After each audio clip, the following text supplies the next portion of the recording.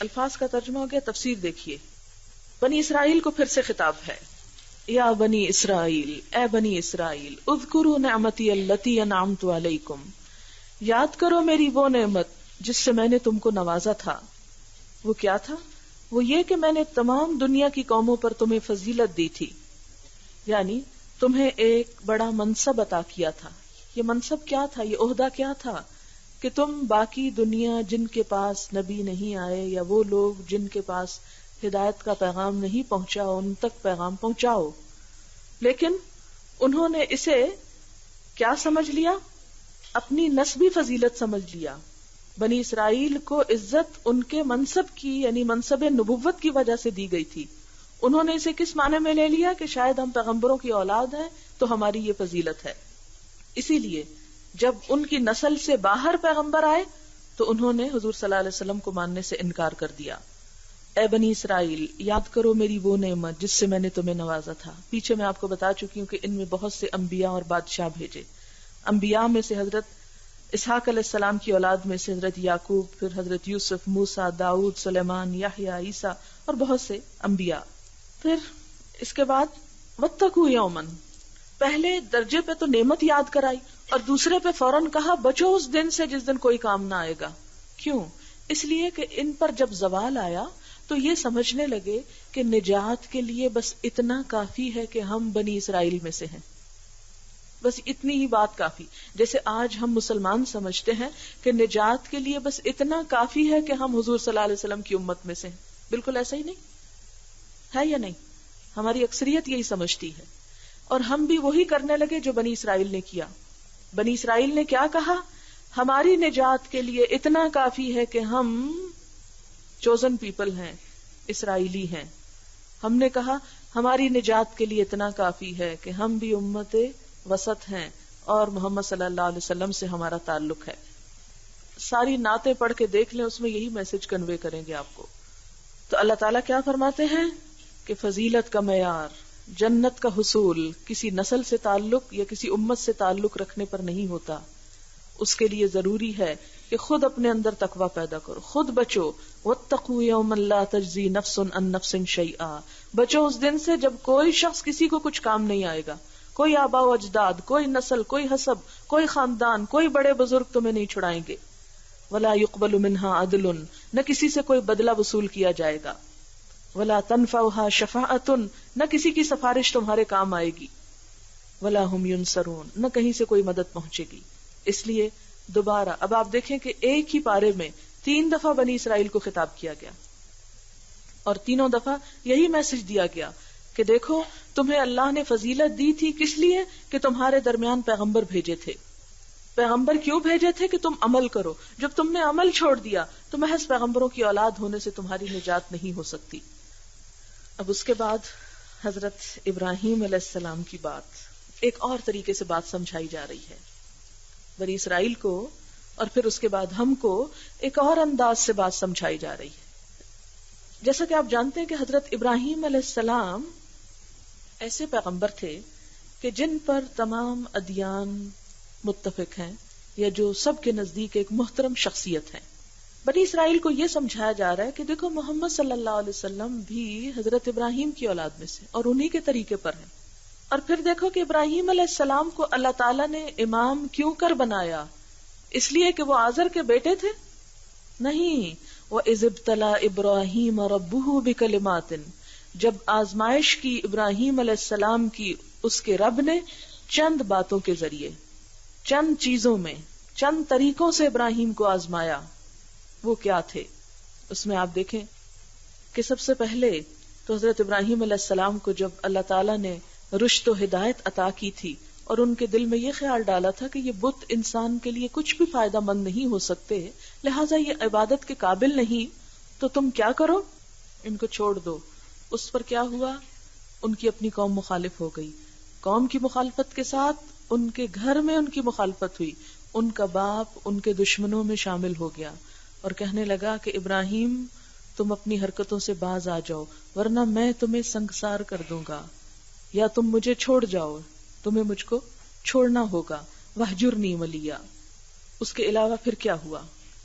پھر یہ ہوا کہ ان کو اپنا گھر چھوڑنا پڑا، اپنا وطن چھوڑنا پڑا، اپنے ماں باپ چھوڑنے پڑے، اپنا علاقہ چھوڑنا پڑا. ہجرت کر کے جب فلسطین سے مصر کی طرف آئے، پھر مصر سے مکہ کی طرف آئے، بالکل بے آباد وادی کو بسایا. اور اس میں اللہ تعالیٰ نے کیا حکم دیا تھا کہ وہ بیٹا جو بہت دعاؤں کے بعد حاصل ہوا تھا، اس کو اور بیوی کو تنے تنہا اس ویرانے میں چھوڑ کر چلے جاؤ. یہ ایک بہت بڑی آزمائش تھی، بیوی اور بچے کو چھوڑنے کی. وہ بھی چھوڑ گئے. پھر جب دوبارہ واپس آئے تو بچہ بھاگ دوڑ کی عمر کو پہنچ چکا تھا. حکم ہوا اس کو ذبح کر دو. جن کے چھوٹے بچے ہوں، اور پھر آپ دیکھیں کہ لڑکوں کی ایک خاص عمر ہوتی ہے نا کہ جب ابھی وہ پورے جوان بھی نہیں ہوتے اور اب بچے بھی نہیں ہوتے، تو وہ عمر ایک ایسی ہوتی ہے جو والدین کے لیے بڑی ہی عزیز ہوتی ہے. اس عمر میں جو ہی پہنچے تو کہا اس کو ذبح کر ڈالو. تو بیٹے کی محبت پہ چھری پھروائی گئی. پھر اس کے بعد آپ دیکھیں کہ کوئی بھی ایسی آزمائش نہیں جس سے ابراہیم علیہ السلام نہ گزرے ہوں. والدین کی محبت قربان کرنا پڑی، وطن کی محبت قربان کرنا پڑی، اولاد کی محبت قربان کی، بیوی کی محبت قربان کی، اور مسلسل سفر میں رہے. اور پھر آپ دیکھیں کہ وہ خانہ کعبہ کی تعمیر کی، وہ بڑے بڑے پتھر کاٹ کر وہ گھر بنایا، اور پھر اس میں عبادت کے طریقے معلوم کیے، اور ان طریقوں میں احرام کا پہننا، پھر اس کے بعد ناخن اور بالوں وغیرہ کا نہ کاٹنا، خوشبو کا نہ لگانا، یعنی ساری خواہشات نفس اور سارے آرام اور دل پسند چیزیں سب کی سب چھوڑ دینا صرف اللہ کے لیے. فَأَتَمَّهُنَّ، تو ابراہیم علیہ السلام نے ان کو پورا کیا. تم کا معنی میں نے ابھی کیا لکھوایا آپ کو، ذرا پڑھیں دوبارہ اس کو. اس طرح کسی چیز کو پورا کرنا کہ کوئی کسر باقی نہ رہے، یعنی مکمل طور پر کسی چیز کی تکمیل کر دیں، اس کا حق ادا کر دینا. تو ابراہیم علیہ السلام نے وفا کا حق ادا کر دیا. قال انی جاعلک للناس اماما، تو اللہ تعالیٰ نے فرمایا کہ میں تجھے لوگوں کے لیے امام بنانے والا ہوں. بنی اسرائیل کو بتایا جا رہا ہے کہ تمہیں دنیا پر امامت عطا کی گئی تھی صرف ایک نسل میں پیدا ہونے کی وجہ سے نہیں، نبوت عطا کرنے کی وجہ سے، لیکن تم نے نبیوں کو ماننے کی بجائے ان کو قتل کرنا شروع کیا، ان کی نافرمانی کی، اور سمجھا کہ چونکہ ہم اس نسل سے پیدا شدہ ہیں اس لیے ہماری عزت ہی عزت ہے. دیکھو ابراہیم علیہ السلام کے نمونے کو دیکھو کہ جنہیں اتنی آزمائشوں کے بعد امامت ملی تھی، اللہ کا قرب نصیب ہوا تھا. قال ومن ذریتی، اور اس موقع پر جب ابراہیم علیہ السلام کو امامت عطا ہوئی تو انہوں نے عرض کیا یا رب، اور میری اولاد بھی یہ عزت پائے گی، میری اولاد میں بھی یہ سب کچھ ہوگا، یعنی میری اولاد بھی امام رہے گی. اللہ تعالیٰ کا جواب دیکھیں، قال لا ینال عہد الظالمین، میرا وعدہ ظالموں کے لیے نہیں ہے، ظالموں کے لیے میرا کوئی وعدہ نہیں. تو اس سے کیا پتہ چلتا ہے کہ عزت صرف کسی کی اولاد ہونے سے نہیں ملا کرتی. عزت کا معیار خود عمل ہے. جب تک کوئی انسان خود کام نہ کرے اللہ کی نگاہ میں محبوب قرار نہیں پا سکتا. حالانکہ آپ دیکھیں کہ اللہ تعالیٰ نے ان کی اولاد میں نبوت رکھی، جیسے کہ سورۃ العنکبوت میں آتا ہے وَجَعَلْنَا فِي ذُرِّيَّتِهِ النُّبُوَّةَ، ہم نے اس کی اولاد میں نبوت رکھی. کون کون نبی تھے؟ حضرت اسماعیل نبی ہوئے، حضرت اسحاق، پھر حضرت یعقوب، اور پھر ان کی اولاد میں بھی حضرت یوسف علیہ السلام. کہاں تک نبوت گئی، لیکن جو نبوت کے لائق نہیں تھے، اہل نہیں تھے، ان کو صرف ابراہیم علیہ السلام کی اولاد ہونے کی وجہ سے چھوڑ نہیں دیا گیا. آپ دیکھیں کہ حضرت ابراہیم نے جب اپنے والد کے لیے استغفار کرنا چاہیے اللہ تعالیٰ نے اس سے بھی روک دیا.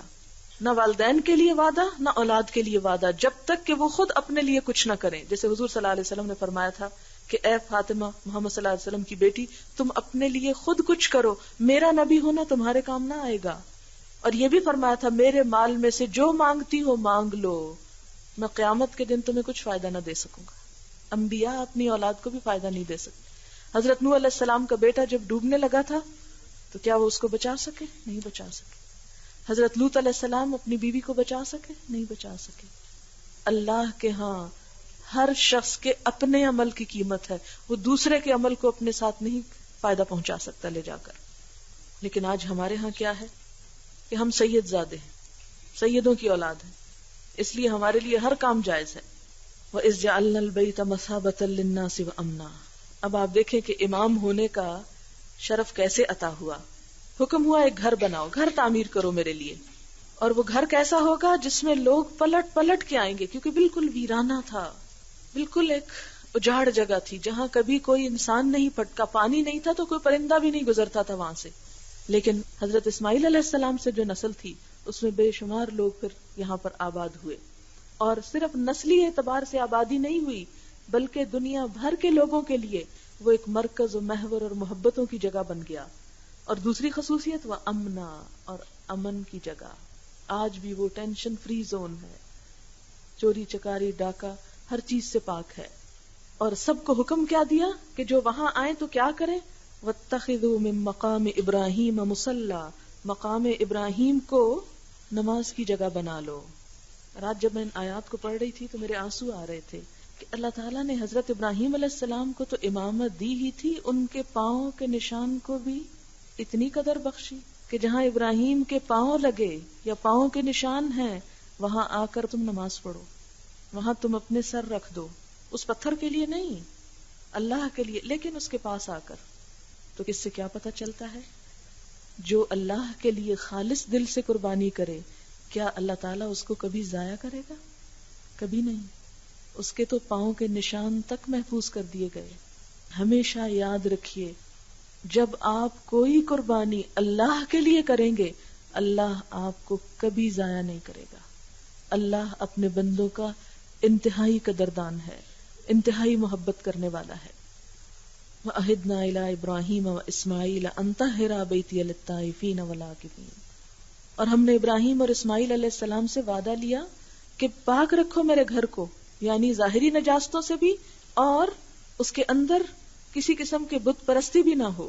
طواف کرنے والوں کے لیے، اعتکاف کرنے والوں کے لیے، رکوع سجدے یعنی نمازیں پڑھنے والوں کے لیے. اس سے کیا میسج ملتا ہے؟ کہ جہاں اللہ کا نام لیا جائے ان جگہوں کو پاک اور صاف ہونا چاہیے.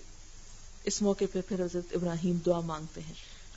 وَإِذْ قَالَ إِبْرَاهِيمُ رَبِّ اجْعَلْ هَٰذَا بَلَدًا آمِنًا وَارْزُقْ أَهْلَهُ مِنَ الثَّمَرَاتِ مَنْ آمَنَ مِنْهُمْ بِاللَّهِ وَالْيَوْمِ الْآخِرِ.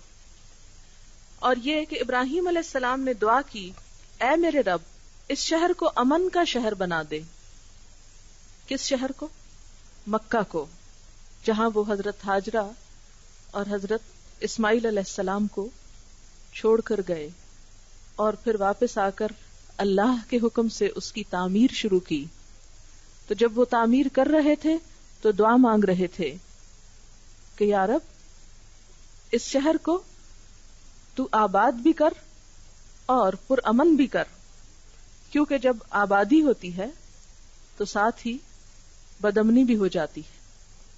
اور اس کے باشندوں میں سے جو اللہ اور آخرت کو مانے انہیں ہر قسم کے پھلوں کا رزق دے، یعنی انہیں صرف ان کی ضروریات نہیں، ان کے لیے لذت کا سامان بھی رکھ. جواب میں اس کے رب نے فرمایا، اور جو نہ مانے گا دنیا کی چند روزہ زندگی کا سامان تو میں اسے بھی دوں گا.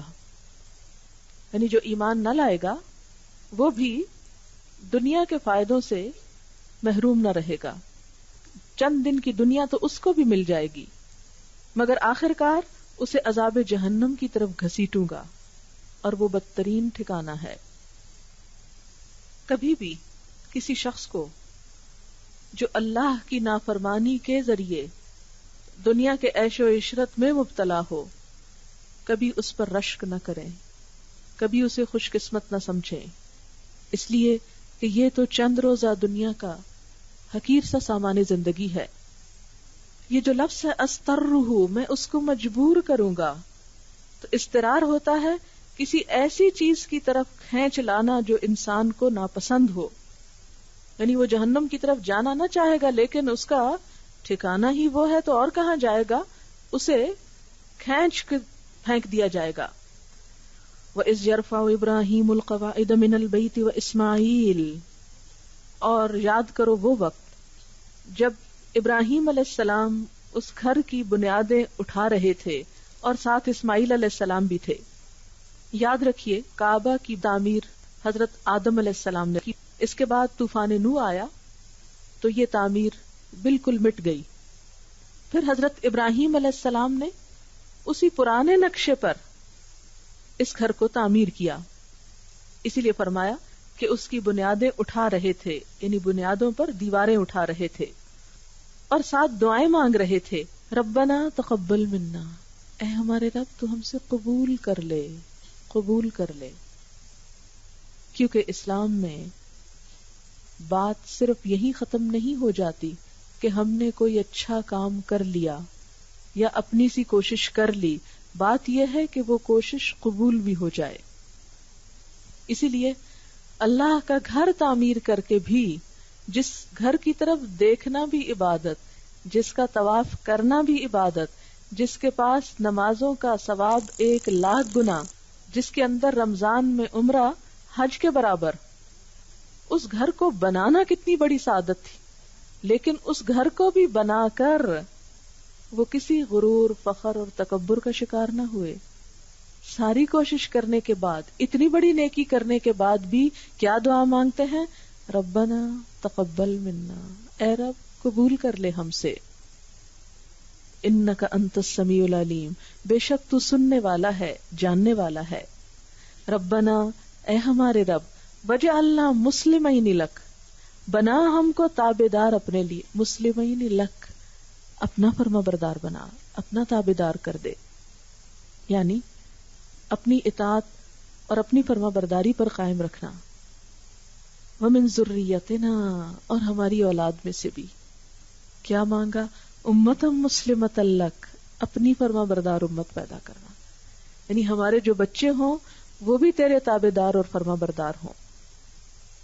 تو ہم سب کس کی دعا ہیں؟ حضرت ابراہیم اور اسماعیل علیہ السلام کی. امتم مسلمۃ لک وارنا مناسکنا، اور ہمیں ہماری عبادت کے طریقے بتا دے. طریقے کیوں معلوم کیے؟ تاکہ عبادت زیادہ سے زیادہ اللہ کی نظر میں جچ جائے. آپ دیکھیں کہ جب کوئی کام آپ نے اللہ کی خوشی کے لیے کرنا ہے تو ضروری ہے کہ وہ اللہ کے بتائے ہوئے طریقے کے مطابق بھی ہو. اگر عبادت آپ اللہ کی کر رہے ہیں، خوش اس کو کرنا چاہتے ہیں، اور مرضی اس میں اپنی کر رہے ہیں، اپنی خواہش کا اتباع کر رہے ہیں. مثلا اللہ تعالیٰ فرماتے ہیں قوموا للہ قانتین، فرما بردار بندے بن کے کھڑے ہو جاؤ، اور آپ کہ نہیں اللہ تعالیٰ بڑا مشکل ہے کھڑے ہو کے نماز پڑھنا، میں تو بیٹھ رہا ہوں. نہیں، جب کھڑے ہونے کو کہا تو کھڑے ہو جاؤ، جب جھکنے کو کہا تو جھک جاؤ، جب سجدے میں جانے کو کہا تو پیشانی زمین پر رکھ دو. لیکن اگر اللہ کی رضا ہی نہیں چاہیے، اللہ کی خوشی نہیں چاہیے، تو یہ ظاہری طور طریقے پھر کچھ بھی معنی نہیں رکھتے. وَأَرِنَا مَنَاسِكَنَا، ہمیں طریقے سکھا دے. مناسک، منسک کی جمع. وَتُبْ عَلَيْنَا، اور ہم پر مہربان ہو جا. اِنَّكَ أَنْتَ التَّوَّابُ الرَّحِيمُ، بے شک تو ہی بہت توبہ قبول کرنے والا مہربان ہے.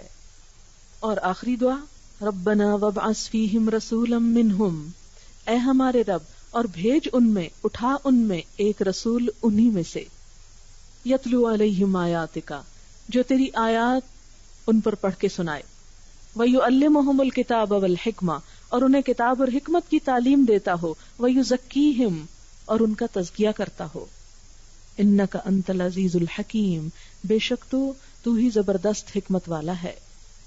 یہ ہے اللہ کے نیک بندوں کی خوبی اور خصوصیت اور پہچان، کہ وہ صرف اپنی ذات سے وفادار اور تابعدار نہیں رہتے، بلکہ اپنی نسلوں کی وفاداری اور تابعداری بھی چاہتے ہیں، اور اس کے لیے دعائیں کرتے ہیں. اور صرف دعا نہیں بلکہ تفصیلی دعا مانگتے ہیں کہ جو ان کی اصلاح اور بھلائی کا سبب بن سکے. اور وہ کیا ہے کہ ایک رسول ان میں بھیج جو انہیں تیری آیات پڑھ کے سنائے. تلاوت کتاب، تلاوت قرآن کا بلند آواز سے پڑھنا، پڑھ کر سنانا. آپ دیکھیں کہ قرآن پاک کا پڑھنا بھی اور سنانا بھی باعث برکت ہے، ایک عبادت ہے. ایک ایک حرف پر 10 نیکیاں ہیں. ہمارا ایک بڑا المیہ ہے کہ ہم انتہا پسند لوگ ہیں، جس طرف جاتے ہیں بس اسی طرف کے ہو کر رہ جاتے ہیں اور دوسرا کام ہمیں بھول جاتا ہے. ہمارے ہاں مسلمانوں میں ایک عرصے تک تلاوت کا بہت شوق و ذوق رہا، اس کے لیے کوشش ہوتی رہی اور اسے ایک مقدس عبادت اور فریضہ سمجھ کر ادا کیا جاتا رہا۔ پھر جب احساس ہوا کہ صرف تلاوت کافی نہیں، سمجھ کر بھی پڑھنا چاہیے، اور کچھ لوگ اس کام کا بیڑا لے کر اٹھے اور لوگوں کو یہ سمجھانا شروع کیا، تو پھر وہ ایک دوسری انتہا پہ چلے گئے اور کہنے لگے کہ یہ ہا خا مت نکالیں، اور یہ پڑھنے پڑھانے کے جو طریقے ہیں یہ بھی کوئی کام ہے، یہ جو طوطے اور مینا کی طرح تم پڑھتے رہتے ہو، یہ انتہائی ناروا بات ہے۔ ایسی کبھی کوئی مثال بھی اپنے منہ سے نہ نکالیں، یہ قرآن کی توہین کے مترادف ہے۔ قرآن نے ہمیں قرآن کو جہاں سمجھنا، جہاں اس کی تعلیم حاصل کرنا ضروری ہے، وہاں اس کی تلاوت کا حق ادا کرنا بھی ضروری ہے۔ یتلونہ حق تلاوتہ، تو حق تلاوتہ کا بہترین نمونہ کیا ہے؟ خود نبی صلی اللہ علیہ وسلم۔ اور ہم پر بھی لازم کیا ہے کہ ہم اس کو پڑھنا بھی سیکھیں، اور صحیح مخارج اور تجوید اور لہجے اور صحیح ادائیگی کے ساتھ۔ کیوں نبی صلی اللہ علیہ وسلم نے فرمایا تھا زینوا اصواتکم بالقرآن، کہ اپنی آوازوں کو قرآن کے ساتھ خوبصورت بناؤ، اپنی آوازوں کو زینت دو قرآن کے ساتھ، یعنی قرآن کو خوبصورت بنا کے پڑھو، یعنی خوبصورت آواز اور خوبصورت لہجے میں پڑھو۔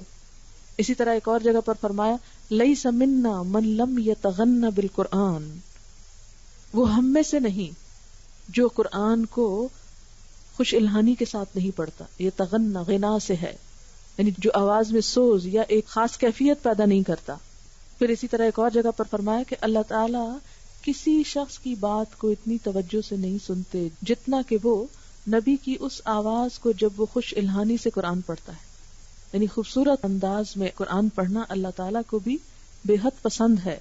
حضرت موسیٰ اشعری جو تھے ان کی آواز بہت خوبصورت تھی، جب وہ قرآن پڑھتے تو ایک دفعہ آپ نے سن کر فرمایا لقد اوتی مزمارا من مزامیر آل داؤد، کہ ابو موسیٰ اشعری کو وہ مزمار ملا ہے یا وہ آلہ یعنی خوبصورت آواز ملی ہے جو داؤد علیہ السلام کو دی گئی تھی، آل داؤد کو ملی تھی۔ حضرت داؤد علیہ السلام جب اللہ کا ذکر کرتے تھے تو پہاڑ اور پرندے اور ہر چیز سمٹ آتے اور ساتھ شریک ہو جاتے تھے۔ اس لیے منصب نبوت کی جو 4 ذمہ داریاں ہیں ان میں ایک بڑی ذمہ داری اور پہلی ذمہ داری کیا ہے؟ تلاوت کتاب، صحیح معنی میں قرآن کا پڑھنا، اچھے انداز میں، خوبصورت انداز میں، اور اس کا اہتمام بھی کرنا چاہیے۔ اس کے لیے کوشش کرنا، محنت کرنا عبادت ہے، اور اس کا مذاق اڑانا اس منصب نبوت کا مذاق اڑانا ہے۔ اس لیے ہوشیار باش، کیونکہ آج کے دور میں بسا اوقات ایسی باتیں سنی جاتی ہیں کہ لوگ تجوید کا یا صحیح طور تلفظ سے قرآن پڑھنے کا مذاق اڑاتے ہیں، تو یہ درست نہیں۔ پھر اس کے بعد دوسرا کام وَيُعَلِّمُهُمُ الْكِتَابَ وَالْحِكْمَةَ، انہیں کتاب اور حکمت کی تعلیم دیتا ہے۔ کتاب کیا ہے؟ قرآن پاک۔ اور تعلیم کیا ہوتا ہے؟ کہ پراپر طریقے سے کسی کو تھوڑا تھوڑا اس طرح سکھانا کہ وہ اس کے ذہن نشین بھی ہو جائے۔ تعلیم کتاب بہت ضروری ہے۔ نبی صلی اللہ علیہ وسلم نے اس فرض کو ادا کیا، پھر اس کے بعد صحابہ کرام اور امت میں یہ طریقہ چلا آتا رہا۔ پھر آپ دیکھیں کہ اگر ڈاکٹر انسان خود سے کتابیں پڑھ کے نہیں بن سکتا، خواہ اس کو کتنی بھی اردو یا انگریزی آتی ہو، اور ڈاکٹری کی ساری کتابیں اکٹھی کر لے گھر میں اور آرام سے لیٹ کے پڑھے تو جتنی چاہے پڑھتا رہے، 5 سال چھوڑ 10 سال لگا لے، ڈاکٹر نہیں بن سکتا۔ گھر بیٹھ کر انجینئر نہیں بنا جا سکتا۔ آپ کہیں گے یہ تو بڑی بڑی ڈگریوں کے آپ نام لے رہی ہیں، کوئی اور بات کریں۔ میں تو یہ کہتی ہوں کہ درزی، نائی اور باورچی بھی نہیں بنا جا سکتا جب تک استاد نہ ہو۔ آپ کپڑا کاٹنا نہیں سیکھ سکتے جب تک کہ آپ کو کوئی سکھانے والا نہ ہو۔ آپ بال نہیں کاٹ سکتے جب تک کہ آپ کو کوئی سکھانے والا نہ ہو۔ تو اللہ کی کتاب کو آپ خود سے خود کیسے پڑھ سکتے ہیں کہ خود ہی آپ کھول لیں اور خود ہی جو چاہیں اس سے سمجھیں اور جیسے چاہیں معنی نکالیں؟ نہیں، اسی لیے اللہ تعالیٰ نے صرف کتاب نہیں بھیجی، رسول بھیجا، یعلمہم الکتاب، کہ وہ الکتاب کی تعلیم دیتا ہے، والحکمہ، اور حکمت کیا ہے؟ نبی صلی اللہ علیہ وسلم کو عطا کی ہوئی وہ دانائی جو حدیث کی شکل میں ہمارے سامنے آئی، اس کی بھی تعلیم دی آپ نے۔ جیسے قرآن پاک میں آتا ہے وَأَنزَلَ اللَّهُ عَلَيْكَ الْكِتَابَ وَالْحِكْمَةَ، اللہ نے آپ پر نازل کی کتاب بھی اور حکمت بھی۔ حکمت اللہ کی نازل کی ہوئی ہے، کتاب ہم پڑھتے ہیں، تلاوت کرتے ہیں، کتاب وحی کے ذریعے آئی، وحی مطلوب ہے، حکمت وہ بھی اللہ کی طرف سے آئی نبی صلی اللہ علیہ وسلم کے دل پر، جو آپ کی احادیث ہیں۔ فرق یہ ہے کہ قرآن میں معنی اور الفاظ دونوں اللہ کی طرف سے ہیں، حدیث میں معنی تو اللہ کی طرف سے ہے لیکن الفاظ رسول اللہ صلی اللہ علیہ وسلم کے ہیں۔ اسی لیے اسلام پر عمل اس وقت تک ہو نہیں سکتا جب تک کہ ہم کتاب کے ساتھ حکمت یعنی حدیث رسول صلی اللہ علیہ وسلم پر بھی توجہ نہ کریں اور آپ کی دی ہوئی بصیرت اور حکمت اور ایمان افروز باتوں کو ہم نہ جانیں۔ اب یہ تو ہے ایک فنی طریقہ، تلاوت کتاب، تعلیم کتاب اور تعلیم حکمت، لیکن اصل مقصود کیا ہے؟ اس سے کیا حاصل کرنا؟ وَيُزَكِّيهِمْ، اور ان کو پاک کرتا ہے، ان کا تزکیہ کرتا ہے، یہ ہے اصل بات۔ تو تزکیہ پیغمبر ہی کیا کرتے ہیں، پیغمبروں کی صحبت سے تزکیہ ہوتا ہے، صرف کتابوں سے تزکیہ نہیں ہو سکتا۔ آپ کسیٹ سے گھر بیٹھ کے ایک چیز اچھی سن سکتے ہیں، ایک کتاب پڑھ سکتے ہیں، لیکن جب تک ایک انسان آپ کے پاس نہیں جو آپ کی تربیت کرے، اس وقت تک علم ادھورا رہتا ہے، وہ دین کی روح اور مکمل نہیں ہوتا معاملہ جب تک کہ اس کے لیے ایک صالح اور نیک صحبت اور مجلس حاصل نہ ہو۔ کیا آپ اس آواز کو گھر بیٹھ کے نہیں سن سکتے؟ سن سکتے۔ یہ کتاب جو آپ کے ہاتھ میں گھر بیٹھ کے نہیں پڑھ سکتے؟ پڑھ سکتے ہیں۔ لیکن اس وقت جو ہم سب ایک دوسرے کے ساتھ بیٹھے ہیں، ایک خاص مقصد کے لیے گھر سے نکلے ہیں، ایک مجلس جمائے ہوئے ہیں اللہ کے نام کی، اس مجلس کی اپنی برکتیں اور رحمتیں ہیں۔ یہاں بیٹھ کر جو کچھ ہم سیکھتے ہیں وہ صرف ہمارے کانوں اور ہمارے دماغ تک ہی نہیں رہتا، وہ دلوں میں بھی اترتا ہے، اور پھر جب ہم ایک دوسرے کو عمل کرتے دیکھتے ہیں تو ہمارا بھی حوصلہ بڑھتا ہے کہ اس میدان میں ہم تنہا نہیں، اکیلے نہیں۔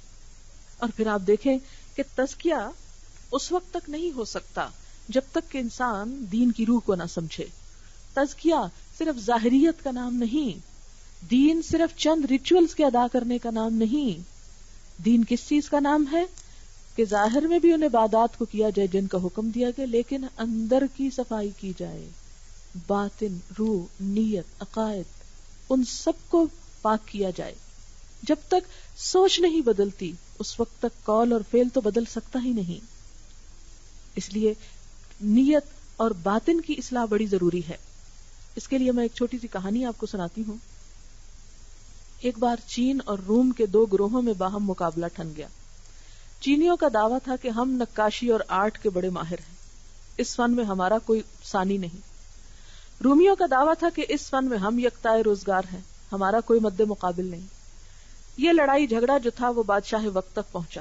بادشاہ نے دونوں کی بات سنی اور کہا، اچھا میں دونوں کا امتحان لوں گا، اور امتحان ہی یہ بتائے گا کہ کون اپنے دعوے میں سچا ہے اور کس کا دعویٰ بس دعویٰ ہے۔ بادشاہ کی بات دونوں نے منظور کر لی، اور دونوں نے اپنی اپنی جگہ یہ ٹھان لی کہ وہ اپنے فن کے مظاہرے میں وہ کمال دکھائے گا کہ مقابل منہ دیکھتا رہ جائے گا۔ ان دونوں نے اپنے فن کے جوہر دکھانے کے لیے دو مکانوں کا انتخاب کیا جو بالکل آمنے سامنے تھے، یعنی دو دیواریں جو آمنے سامنے تھی۔ طے ہوا کہ ایک دیوار پہ رومی اپنا فن دکھائیں گے اور دوسری پر چینی۔ اب ہوا کیا کہ چینیوں نے طرح طرح کے نقش و نگار بنانے شروع کیے اور اس کے لیے بادشاہ سے رنگ اور طرح طرح کی سہولتیں مانگی۔ بادشاہ نے سب ان کو فراہم کی اور ایسے خوبصورت نقش و نگار بنائے کہ دیکھنے والوں کی آنکھیں کھلی کی کھلی رہ جاتی تھی۔ دوسری طرف جو رومی تھے انہوں نے نہ کوئی پینٹ منگایا نہ کوئی اور نقش و نگار بنے، کچھ نہیں کہ صرف دیوار کو چمکانا شروع کر دیا، رگڑتے رہے رگڑتے رہے رگڑتے رہے، اتنا رگڑا کہ دیوار چمک اٹھی۔ اب ہوا یہ کہ مقابلے کا دن آیا، فیصلے کا۔ بادشاہ تشریف لایا اور دیکھا کہ چینیوں نے زبردست قسم کے آرٹ کا مظاہرہ کیا ہے کہ واقعی وہ مسحور کن ہے، اور سب کو یہ محسوس ہو رہا تھا کہ چینی اس مقابلے میں جیت جائیں گے۔ لیکن جو ہی اس نے رومیوں کی طرف نظر ڈالی تو جو چینیوں کے نقش و نگار تھے وہ اس آئینے میں جب نظر آئے تو ان کا حسن کہیں زیادہ دوبالا ہو گیا، لہذا فیصلہ رومیوں کے حق میں ہوا کہ جنہوں نے اس دیوار کو بس چمکا دیا تھا۔ تو بات یہ ہے کہ ایک طرف یہ ہے کہ ہم کتابیں پڑھتے جائیں، خوب الفاظ رٹتے جائیں، خوب ہم اچھے نمبر لیتے جائیں، سبق سناتے جائیں، لیکن ہمارا دل نہ چمکے، ہماری روح صاف نہ ہو، ہماری نیتیں خالص نہ ہو، ہمارا باطن حسین نہ ہو، تو یہ سب کچھ ظاہریت کے نقش و نگار کچھ زیادہ فائدہ نہیں دیں گے۔ تو اصل اصلاح اور اصل کمال کیا ہے کہ انسان اپنے دل کو صاف کرے. یہ قرآن کس لیے ہے؟ دلوں کی صفائی کے لیے، دلوں کا زنگ دور کرنے کے لیے. آپ نے کیا کرنا ہے اس کتاب سے؟ وہ رگڑائی اتنی کرنی ہے اپنے دل کی کہ سب بغض، کینہ، حسد، لالچ، بخل، حرص، نفرتیں، یہ ساری قدورتیں دل سے نکل جائیں. جو اس کام میں جتنا زیادہ ماہر ہوگا اتنا ہی کامیاب ہوگا، اور وہی مقابلہ آخرت میں جیت جائے گا. یاد رکھیے ہم سب آخرت میں بھی انشاءاللہ اکٹھے ہوں گے، اور کوئی کہیں ہوگا کوئی کہیں ہوگا. لِكُلٍّ دَرَجَاتٌ مِّمَّا عَمِلُوا، قرآن میں آتا ہے ہر ایک کے لیے درجے ہیں. کس کے مطابق؟ ان کے اعمال، ان کی کوششوں کے مطابق. اب یہ جو ریزلٹس اس وقت آپ کو ملتے ہیں یا دیے جاتے ہیں وہ سب ایک طرف رکھ دیے جائیں گے، اور ایک دوسرے ریزلٹ کی کتاب کھلے گی. اور وہ کیا ہوگا؟ عمل کس کے اچھے ہیں پلس کس نیت اور جذبے اور احساس کے ساتھ کیے، اندر کا کیا حال ہے. وَحُصِّلَتْ مَا فِي الصُّدُورِ، جو سینوں میں ہے وہ سب نکال لیا جائے گا، سب سامنے لاد رکھا جائے گا. دنیا میں اگر ہم نمازیں لمبی لمبی پڑھیں لیکن دل میں نفرتیں اور حسد بخل بھرے ہوئے ہوں، کیا فائدہ ایسی نمازوں کا؟ اب کہیں اچھا فائدہ کو نہیں، چلو نماز چھوڑ دیتے ہیں اور چھٹی ہوئی، یہ معنی نہیں ہے. نماز تو نہیں چھوڑ سکتے، تو پڑھنی تو فرض ہے. کرنے کا کام کیا ہے کہ نماز کے ساتھ دل کو بھی چمکانا شروع کر. لہٰذا نبی صلی اللہ علیہ وسلم نے آ کر لوگوں کو صرف ریچولز، رسم و رواج اور ظاہری طریقے نہیں سکھائے، صرف ظاہریت پہ زور نہیں دیا بلکہ روح میں باتیں اتاری، اندر کی صفائی کی. وَيُزَكِّيهِمْ، اور یہ دعا کس کی تھی؟ اللہ کے دوست. وَاتَّخَذَ اللَّهُ إِبْرَاهِيمَ خَلِيلًا، اللہ نے ابراہیم علیہ السلام کو دوست بنا لیا. کیوں بنا لیا؟ اسی وجہ سے کہ وہ آنے والی نسلوں کی بھلائی کس طرح چاہتے ہیں کہ یا رب ایک ایسا شخص ان کا رہنما بنانا کہ جو انہیں تیری کتاب بھی پڑھ کے سنائے، ان کو تعلیم سے بھی سنوارے اور ان کے اندر کو بھی پاک کرے. انک انت العزیز الحکیم، بے شک تو زبردست ہے، حکمت والا ہے، یعنی تجھ سے تو کوئی بھی چیز مشکل نہیں. وآخر دعوانا ان الحمدللہ رب العالمین. سبحانک اللہم وبحمدک، نشہد ان لا الہ الا انت، نستغفرک ونتوب الیک. والسلام علیکم ورحمۃ اللہ وبرکاتہ.